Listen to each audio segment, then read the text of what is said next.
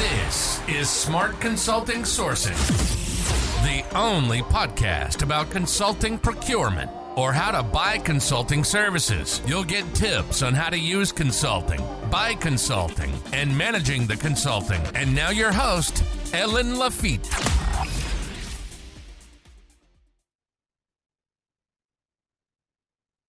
Welcome to another enthralling episode of Smart Consulting Sourcing, your go-to podcast for all things consulting procurement. I'm your host, Helene, and I'm thrilled to have you join us on this journey as we delve into the realm of how to buy consulting services like a pro. Today, we embark on the final step in our quest analyzing the proposals. In our previous episodes, we laid the groundwork for success, covering topics such as bringing the right team, evaluating deliverables, assessing approaches, and more. Now we're ready to bring it all together and unravel the mysteries of effective proposal analysis and grading. So grab your notebooks and sharpen your critical thinking skills, because we're about to dive into the fascinating world of scrutinizing those proposals. Let's recap the key point for our last episode before diving into today's discussion. First of all, remember that it's critical to focus on finding a solution that meets your specific needs and delivers the desired outcomes. Ensure that each proposal clearly lists the expected deliverables. And comparing those deliverables to your original requirements will help you determine which proposal is the most closely aligned with your needs. Then you have to assess the different approaches for executing the project. Is the approach feasible and adaptable to your specific needs? Are there any potential limitations or challenges that may arise during the project execution? Does the proposed timeline match your internal objective? And if not, what is the rationale behind this change? The phasing of the project is another critical element to scrutinize. Confirm each phase includes the same work and deliverables specified in your initial requirements. And don't overlook the governance of the project either. Understand how the project will be managed at both the steering and the working level, and clarify the expected support from your internal team throughout the process. You need to seek clarity and transparency in the content of the proposal as well. Make sure you understand the details of the work, the responsible party for each task, and the proposed execution plan. Be cautious of very brief proposals lacking sufficient information, and remember to assess whether the size of the team proposed for the project aligns with the workloads.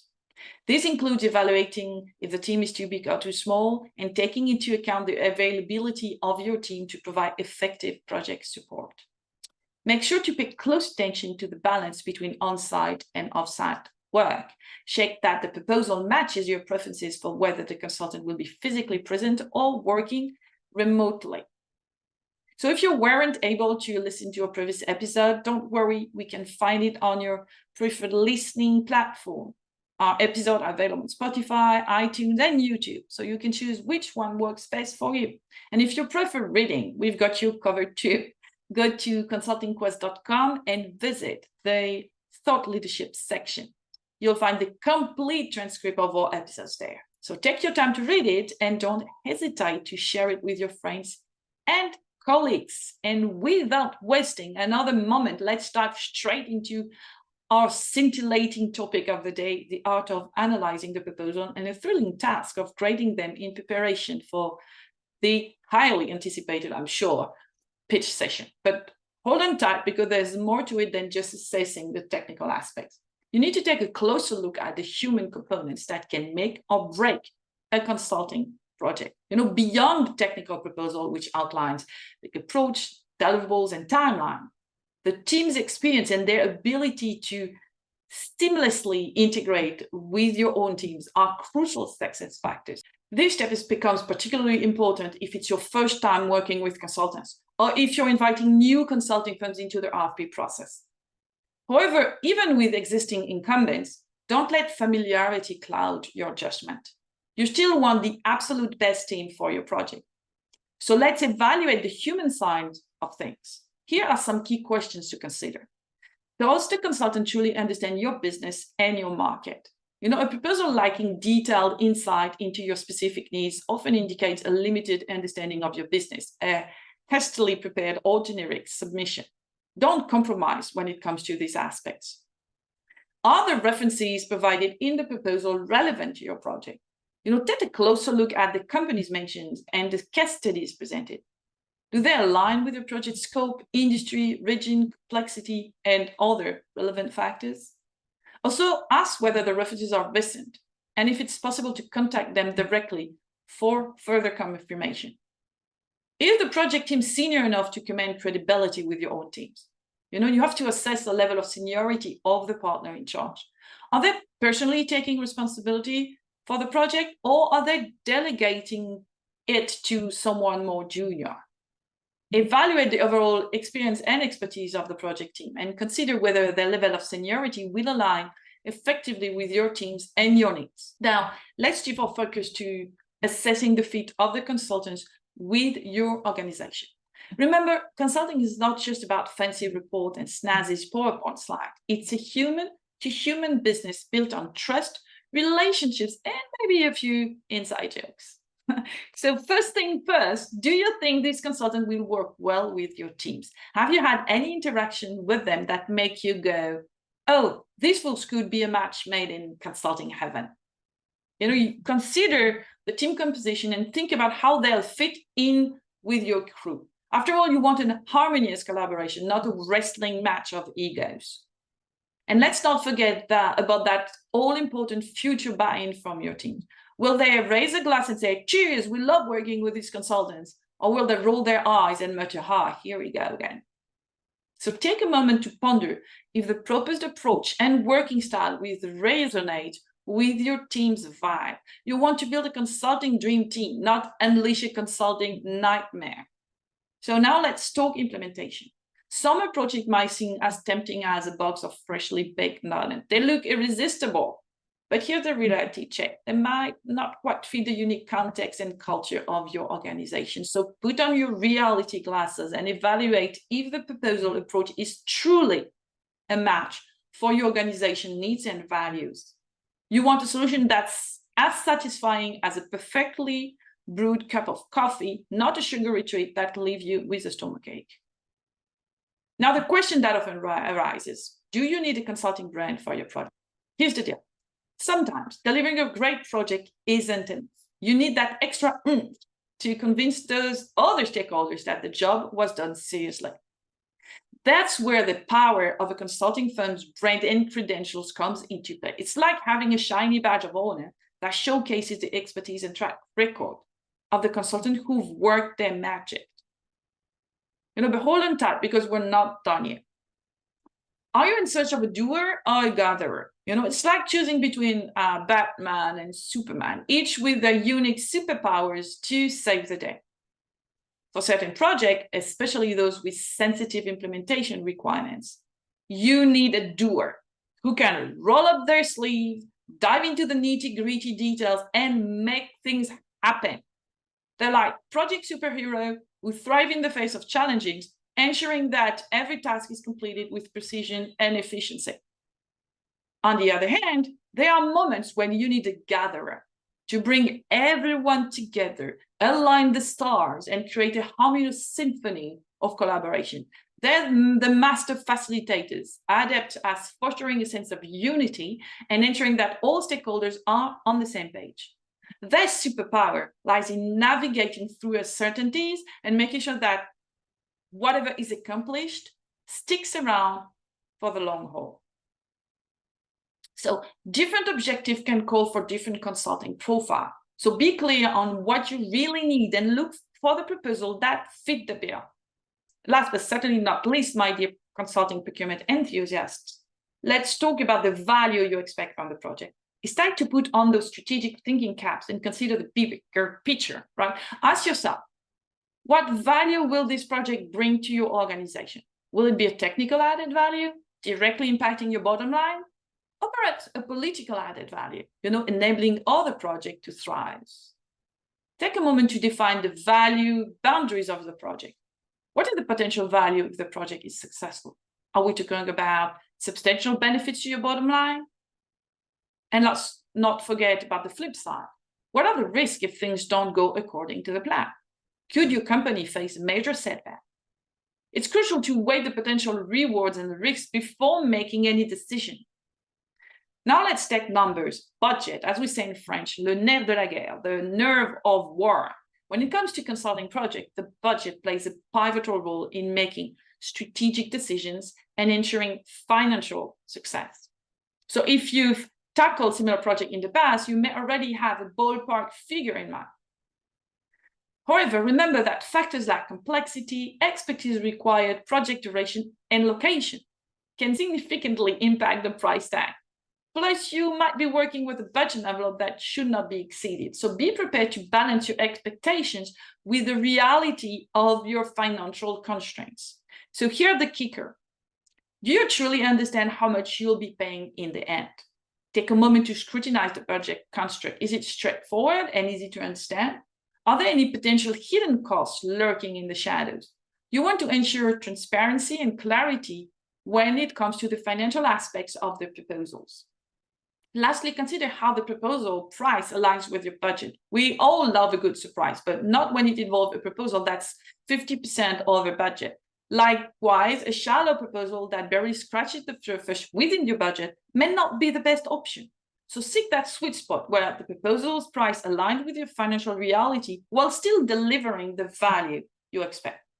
And there you have it, my dear listeners, a comprehensive 360-degree view of the proposal evaluation process. We've covered all the essential aspects from understanding objectives to evaluating deliverable, assessing, approaching, analyzing team fit, considering value, and scrutinizing the budget. It's been quite a journey, but we're not done just yet. Now that you have a well-organized proposal in your hands, one that ideally addresses most, if not all, of the questions we've discussed, it's time to shift gears and enter the exciting realm of proposal grading. This is where you separate the wheat from the chaff, identifying the most promising proposal that deserves a chance to shine. For smaller projects, you will have a short list of candidates already. This step may not be necessary. So you can jump straight into inviting those already shortlisted consultants to bid. However, for a larger project or when you have a longer list of potential consultants, grading the proposal becomes crucial. It allows you to focus your attention on the most promising one, saving your time and effort. Regardless of the number of companies you're considering, it's important to start forming a preliminary podium of the best proposals. While it may be challenging to fully grasp the project intricacy before engaging with consulting firms, you can still identify the strengths and weaknesses of their written proposals. So to simplify the process, rank the proposal based on a limited number of criteria. The assessment of the proposal can serve as a solid foundation for this ranking. As you review the different bids, you'll quickly notice that some consultants have provided comprehensive answers to all the questions, while others may have left certain aspects unanswered. So at the end of the assessment, you'll be able to assign rating to the proposal across various dimensions. Considering organizing these dimensions into 6 major themes: objective, deliverables, approach, experience, fit, and budget. Ideally, these should reflect the criteria you have mentioned in your RFP. So adopting a simple grading system such as a 5-star rating can make it easier to both assign and interpret the grades. The goal is to have an overview of the proposal quality and arrange a meeting with the consultants in order of relevance. So now that you've identified the weaknesses in the proposals during the assessment process, it's crucial to articulate and share those points with the consulting firms. So write down these concerns and consider what question could help clarify the consultant's true positioning on those dimensions. If you have cost-related concerns, don't hesitate to ask for clarification on the cost structure and explore potential trade-offs to align with your budget. This list of questions will serve as the foundation for your meetings with the consultants. It will enable you to clarify their proposals and gain a comprehensive understanding of their ability to support you in achieving your goals. We recommend sending this question ahead of time to allow the consulting firms to prepare and come equipped with well thought out answers. So as we approach the final stretch of our journey on how to analyze proposal and select the perfect consultant, let's take a moment to reflect on the key points we covered in the last 3 episodes. This insight will serve as your compass as you prepare the pitch session with the consultants. First and foremost, don't rush through the evaluation process. Take the time to thoroughly review and assess all the written proposals. By grading them and identifying the most promising options, you lay the foundation for a successful selection process. Remember that the ultimate goal is to find a consultant who can effectively solve your problem.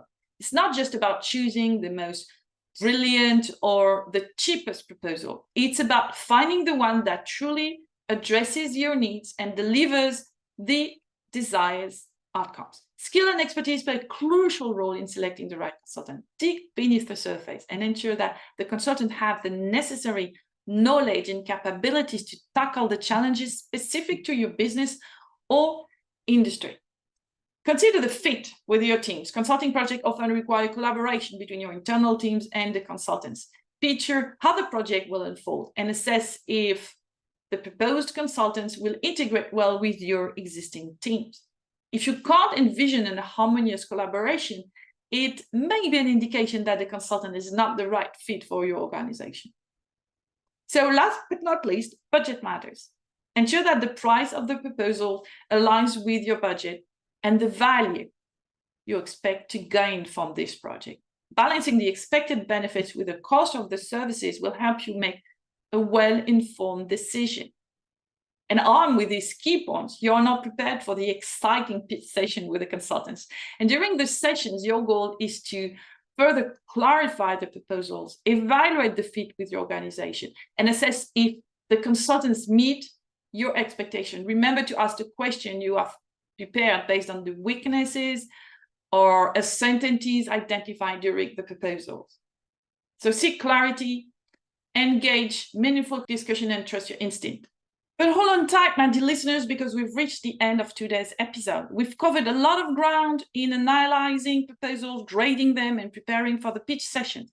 It's been an enlightening journey, and I hope that you are as exciting as I am for what's to come. So mark your calendars and join us next week as we dive headfirst into the thrilling world of pitch sessions. Trust me, it's going to be an episode that you won't want to miss.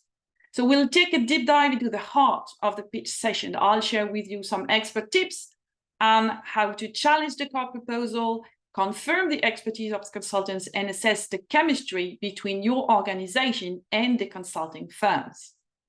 So get ready to sharpen your questioning skills, listen attentively, and evaluate how well the consultants can address your specific challenge. Till then, stay safe and happy sourcing. And you have any questions about today's topic or any consulting related topic, actually, remember you can always contact me directly on LinkedIn or by email because I'm always game for a chat. Bye and see you next week. Au revoir. You've been listening to Smart Consulting Sourcing, the only podcast about consulting procurement. We hope you enjoyed the show. We'll be back soon, but in the meantime, hit the website at consultingquest.com. Find us on LinkedIn, Twitter, and YouTube. For questions and comments, send an email to ellen.lafitte@consultingquest.com. See you next time.